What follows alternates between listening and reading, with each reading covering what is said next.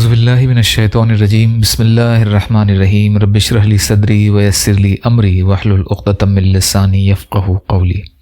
بکھرے موتی، 5واں حصہ۔ ڈاکٹر موت کے وقت نشے کا انجیکشن نہ دیں۔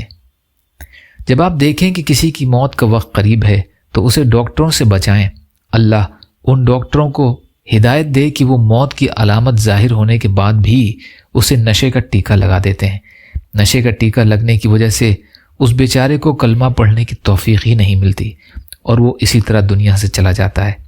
اس لیے جب پتہ چل جائے کہ اب موت کا وقت قریب ہے تو ڈاکٹر کو ڈانٹ کر کہیں کہ خبردار اسے نشے کا انجیکشن مت لگانا، کیونکہ ہم مسلمان ہیں اور مومن مرنے کے لیے ہر وقت تیار ہوتا ہے۔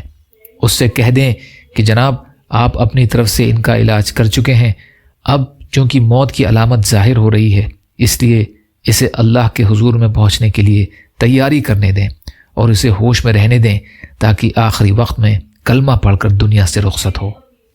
یا اللہ ہم سب کو کہنے سننے سے زیادہ عمل کی توفیق عطا فرما۔